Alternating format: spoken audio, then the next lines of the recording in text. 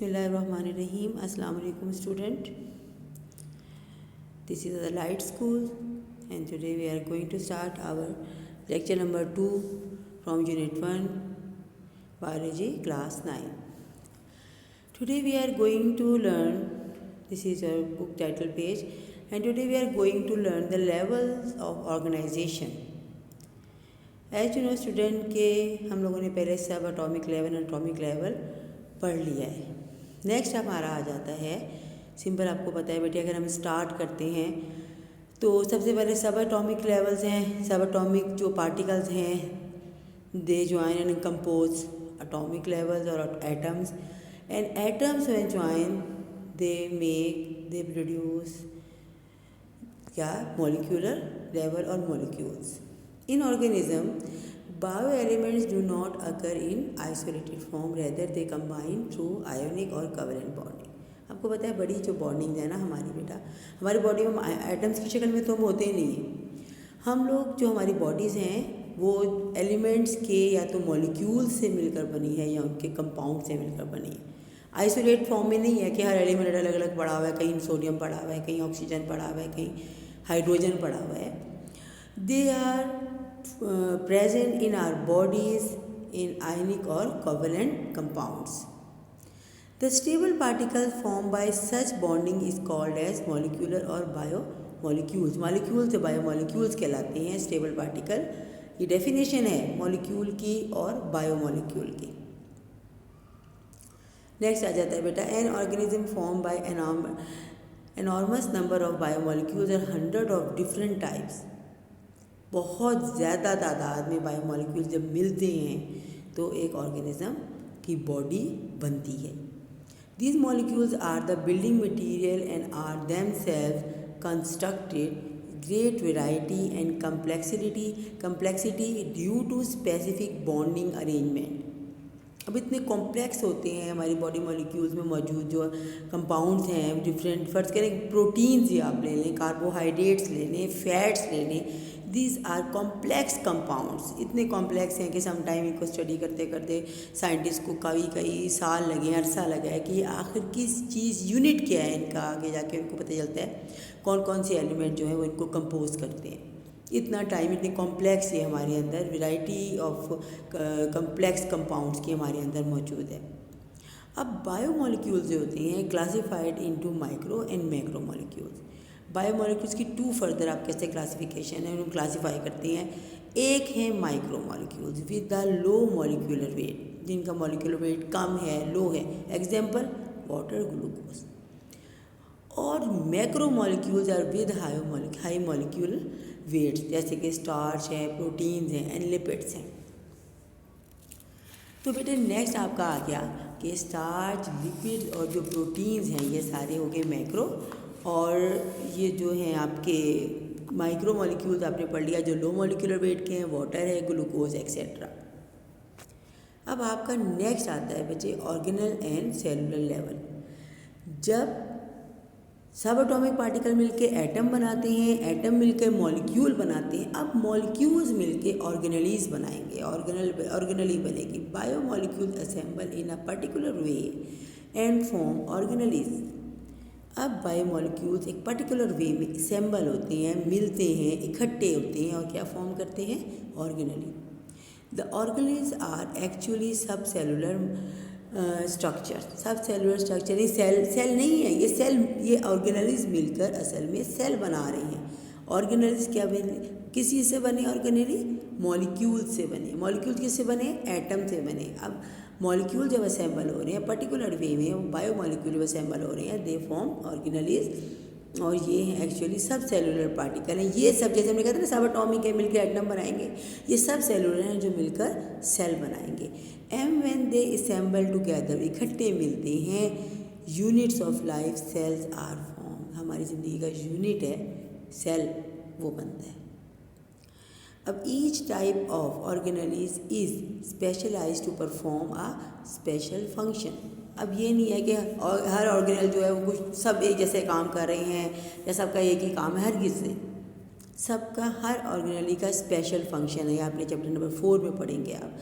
कि ऑर्गेनेल्स किस तरह असेंबल होकर बनते हैं और क्या उनका फंक्शन है। फॉर एग्जांपल जो एग्जांपल की मैंने mitochondria are specialise for cellular respiration and ribosomes are specialise for protein synthesis. अब माइटोकॉन्ड्रिया का क्या काम है? They produce energy for cellular respiration कर रहे हैं ना। आपने जो फूड खाया है जो यूटिलाइज करके आप अभी आपकी बॉडी को फूड डायरेक्ट नहीं चाहिए, आपकी बॉडी को फूड चाहिए एनर्जी सप्लाई के तौर पर। अब एनर्जी तो आपने अंदर ले ली है, एनर्जी में कन्वर्ट कौन कर रहा है? वो है mitochondria. And mitochondria is organelle, mitochondria organelle हैं। उनका स्पेशल क्या फंक्शन है कि सेलुलर रेस्पिरेशन करेंगे और बॉडी में आने वाली कोई भी आप मेडिसिन एनर्जेटिक एनर्जी के लिए ले रहे हैं, आप कोई भी फूड खा रहे हैं जो एनर्जी प्रोड्यूस करता है आपकी बॉडी में, तो वो उस फूड से एनर्जी निकाल कर एनर्जी लेकर उसके बॉन्डिंग को ब्रेक करके एनर्जी लेते हैं और आपकी बॉडी को एनर्जी प्रोवाइड करते हैं। अच्छा, और उसके बाद आपका जो है आपके सेल में मौजूद होते हैं राइबोसोम, उनका काम क्या है? प्रोटीन सिंथेसाइज करना। अब आगे चलते हैं। It is an example of the division of labor within the cell. अच्छा, in this way the function of the cells are accomplished by these specialized structure. It is example है आपके कि किस तरह सेल ने डिफरेंट अपने काम different organelle को डिस्ट्रीब्यूट किए हुए। In the case of prokaryotes जो हैं most protist simple protist entire organism consist of a single cell. पूरा जो सेल पूरा उनका बॉडी जो है ऑर्गेनिज्म की वो एक सेल पर ही कंसिस्ट हो। In the cell of most fungi, all animals and all plants, the organism consists of a trillion of cells। उसके बाद हम देखें इंसान हो, जानवर हो, पौधे हो, प्रोक्रियोट्स और प्रोटिस्ट के अलावा सबके जो बॉडीज़ हैं वो लाखों करोड़ों सेलों से मिलकर बनी हुई है। आपको समझ आ गई ना ऑर्गेनिज्म सेल लेवल। अब आपका नेक्स्ट आता है टिश्यू लेवल। इन अब क्या है, जब एक जैसे सेल मिलकर एक ही काम कर रहे हों तो हम क्या कहेंगे? वो टिश्यू बना रहे हैं। क्या कह रहे हैं? टिश्यू बना रही है। In a multi cellular organism similar cells are organized and into group called tissue. We can define a tissue as a group of similar cell specialized for the performance performance of a common function. Each cell is a tissue, carries its own life processes like cellular respiration, protein synthesis, but it also carries on some special process related to the function of tissue। समझ आ गई बेटा? यानी कि same type of cell मिलते हैं, tissue बनाते हैं और सब मिलकर एक जैसा सिमिलर वर्क करते हैं और ये कॉमन फंक्शन जो है वो उनका ही उनको टास्क होता है या उनके वर्क होता है जो उनको सेल प्रोवाइड करता है। कहता है कि आपने ये काम करना है। अच्छा, अब ई सेल का but is also carry some special processes भी जो हैं टिश्यू के वो अपने भी साथ ही करता रहता है। और उसके बाद है they are different type of plant tissue. कौन कौन से अपने इसमें एग्जांपल गिवन है? एक एपिडर्मल टिश्यूज़ हैं, ग्राउंड टिश्यूज़ हैं, इसी तरह एनिमल में हैं different nervous tissue, epithelial tissue, muscular tissue वगैरह वगैरह। अब नेक्स्ट लेवल आ जाता है बेटे आपका organ and organelle system, organ and organ system level. इसमें क्या है, जब in a higher multicellular organism more than one type of the tissue having related functions are organized together to make a unit called organ। अब क्या है कि higher multicellular organism में एक टाइप्स के टिश्यू मिलते हैं और अपना मिलकर इकट्ठे होकर अपना एक यूनिट बनाते हैं जिसे हम ऑर्गन कहते हैं। अब ऑर्गन के अंदर ये सारे टिश्यू एक जैसे होंगे। अब ऑर्गन जो है डिफरेंट टिश्यू जो हैं एक ऑर्गन के अंदर डिफरेंट काम डिफरेंट फंक्शन परफॉर्म कर रहे होते हैं। और इसको जैसे एग्जांपल आपका स्टमक है। स्टमक क्या है? Stomach is an organ specialise for the digestion of the protein and for storing food. ठीक है। Two major type of tissues are present in the structure. Epithelial tissue या ग्रैनुलर जिनके glands हैं जो secrete करती हैं gastric juice and for the digestion of protein. And muscular tissue perform contraction of stomach walls for the grinding of food and moving food to posterior, आगे food को move करने के लिए आगे के कुछ ताकि फूड मूव करता रहे। So two tissues perform the specific function which collectively become the function of the stomach. अब देखिए दो टाइप के टिश्यू हैं इसके अंदर। एक कौन से हैं? ग्रैनुलर हैं जिनके अंदर ग्लैंड्स होती हैं जिनका काम क्या सेक्रीट करना है गैस्ट्रिक जूस को ताकि प्रोटीन की डाइजेशन हो सके। और उसके बाद है मस्कुलर टिश्यू परफॉर्म करती हैं कि स्टमक की जो ग्लैंड वो वॉल्स हैं वो कॉन्ट्रैक्ट करती हैं बार बार और रिलैक्स होती हैं ताकि फूड आगे को मूव करे, ग्राइंड भी करती हैं फूड को। The next level of organisation multi cellular organism में ऑर्गन सिस्टम लेवल है. Different organ of to perform related function are organized together in the form of an organ system. In an organ system, each organ जो है carries out its specific function and the function of all organ appear जो appear होते हैं the function of the organ system. For example, digestive system is an organ system that carries out the process of digestion. Major organ is its oral cavity, stomach, small intestine, large intestine, liver, pancreas, ये सब जो है help करती हैं organ system को. और digestion में help भी आपके एलिमेंट्री कैनाल भी कहलाती है ये, जिसमें के जिसके थ्रू आपका फूड सारा का सारा डाइजेस्ट होता है और आपको आखिर में जाके एनर्जी आप इसी फूड के ज़रिए लेते हैं. नेक्स्ट बच्चे आपका टॉपिक आ जाता है वो है इंडिविजुअल लेवल. सिंपल और डिफरेंट ऑर्गन मिलकर ऑर्गन सिस्टम मिलकर ऑर्गेनाइज करते हैं एक इंडिविजुअल. डेफिनेशन है इंडिविजुअल की. अब ये जो ऑर्गन्स हैं in organism the function processes and activities of various organ system are coordinate. अभी सब मिलते हैं काम करते हैं तभी तो ये बॉडी बनती है ना बेटा. For example when man is engage in continuous and hard exercise, not only his muscle are working but also there is an increase in the rate of respiration, heartbeat.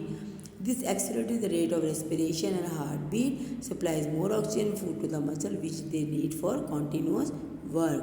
ये आपने बताना है कि इंडिविजुअल को कैसे इसके बाद सारे ऑर्गन सिस्टम, सारे टिश्यूज, बॉडी सेल मिलकर एनर्जी प्रोवाइड करती हैं. मूवमेंट के लिए आपका स्केलेटल मसल वर्क करती हैं, आपका हार्ट ज़्यादा बीट करता है, आपकी रेस्पिरेशन ज़्यादा होती है ताकि एनर्जी ज़्यादा प्रोवाइड हो, क्योंकि वो बंदा जो है वो इंगेज है, ज़्यादा वर्क कर रहा है, मसल से कॉन्टीन्यूस वर्क कर रहा है या कोई हार्ड एक्सरसाइज कर रहा है. नेक्स्ट टॉपिक है पॉपुलेशन लेवल. अब आपका पॉपुलेशन लेवल क्या है?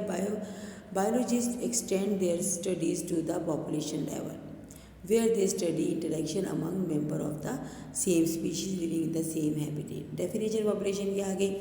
A population is defined as a group of organism of the same species. क्या है population?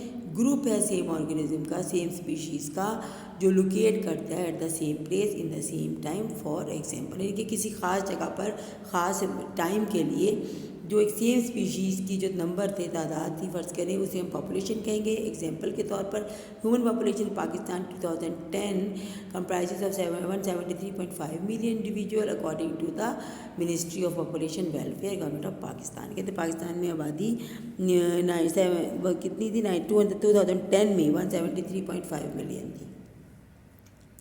नेक्स्ट आ जाता है आपका कम्युनिटी लेवल. A community की definition is an assemblage of different population interacting with one another within the same environment. एक ही environment में different जो population है, जैसे पता है ना कि ह्यूमन पॉपुलेशन है, जितना की जगह पर रैबिट की पॉपुलेशन ले लें, सेम एरिया में सेम टाइम में, क्या अब समझिए सब इंटरेक्ट भी तो करते हैं ना एक दूसरे के साथ. जब इकट्ठे होकर इंटरेक्ट करते हैं वो कम्युनिटी बनाते हैं. क्या बनाते हैं? कम्युनिटी बनाते हैं. फ़र्ज़ करें आप फॉरेस्ट में be considered as a community. It includes different plant, micro organism, fungi and animal species. इसकी एग्जाम्पल थी. Communities are a collection of organisms in which one population may increase and other decrease. कोई कम होती है, कोई ज़्यादा होती है. Some communities are complex, जैसे कि फॉरेस्ट कम्युनिटी जो कॉम्प्लेक्स होंगी, जबकि किसी फॉरेन लॉग के अंदर से अगर हम देखें क्या कुछ है, उसके अंदर कोई डिकम्पोजिंग बैक्टीरिया हैं या स्मॉल लिविंग ऑर्गेनिज्म, सारे के सारे एक सिंपल उसको हम कम्युनिटी को कह सकते हैं, वो शो कर रहे हैं. सिंपल कम्युनिटी का number and size of population limited, बहुत थोड़ी होती है, आपकी बुक में गिवन है. हम ये कह सकते हैं कॉम्प्लिकेटेड कौन सी है कम्युनिटीज़ एंड सिंपल कौन सी, आप डिफाइन भी कर सकते हैं. So any change in biotic factor may also drastic and long lasting effect.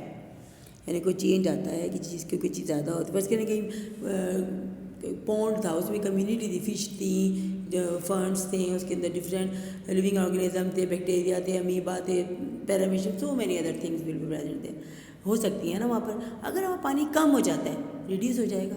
अब ये पानी जो था वो एबायोटिक फैक्टर था ना, उसके कम होने से क्या हुआ? कम्युनिटी शॉर्ट हो गई, लिमिटेड हो गई. नेक्स्ट है आपका बायोस्फीयर लेवल.